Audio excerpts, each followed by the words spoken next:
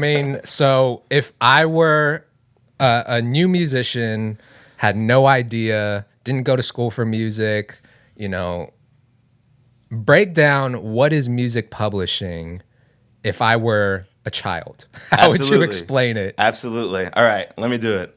So I would say music publishing, at its most basic, it's the business of making sure that songwriters get paid when their songs are played.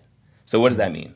That means that if I have a piece of songwriting credit on a song, maybe I was the artist, maybe I was the producer, maybe I was just a songwriter, but I have a piece of ownership of a song, anytime that song is listened to on Spotify or Apple Music, or even a platform like TikTok or Instagram, like the Meta platforms, or maybe I bought a vinyl album of that song, or I'm listening to it on the radio, or even if it's played on film and TV, all of those are different instances where someone is listening to a song, and as a songwriter, I need to make sure I'm getting my fair share of the royalties for that song. At the most basic, that's what music publishing is. Okay. Right? Now, I think one thing to understand is that it's only one piece of the royalty pie. There are also something called master royalties, and we'll get into the difference between those. But music publishers really focus on making sure songwriters are supported and that anyone who's written a song is just paid properly when that song is played. Okay. So that's level one. Level one. Yeah, exactly.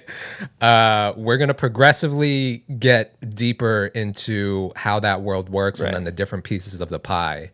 But you know, I think, man, I've been a producer now for 15 years, and a good chunk of that time was spent just learning how the music business works. Right.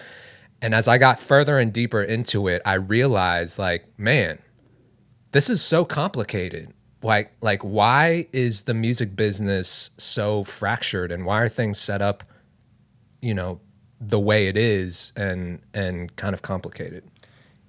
It's crazy, and it almost feels sometimes like it's designed for us to fail. Like it almost feels like it's so complicated. And I don't think it always was designed to fail.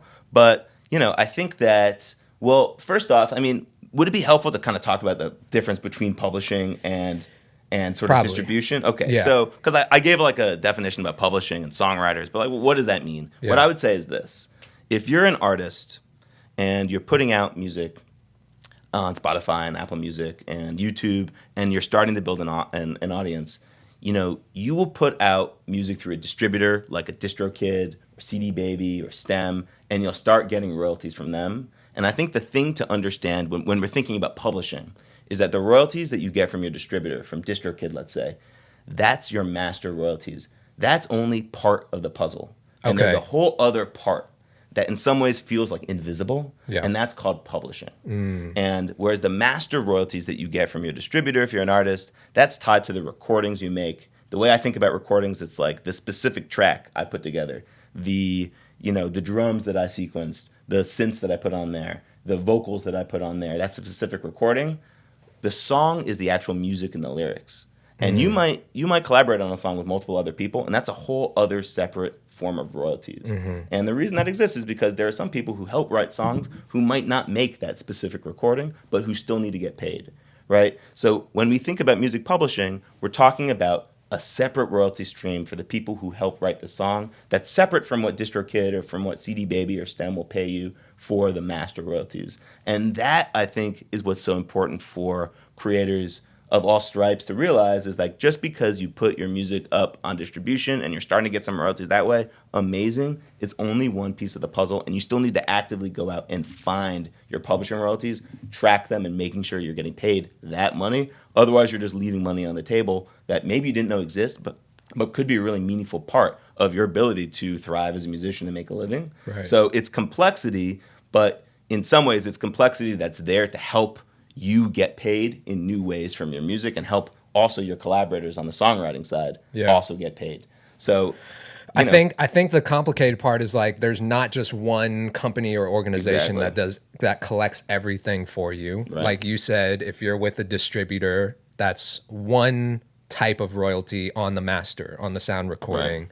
And then there's publishing, and then there's other companies that will collect for like other things like Sound Exchange, right? Exactly. Which is still on the sound recording side. So you got to really know where to go and where to sign up and register your music to get 100% or close to 100%, right?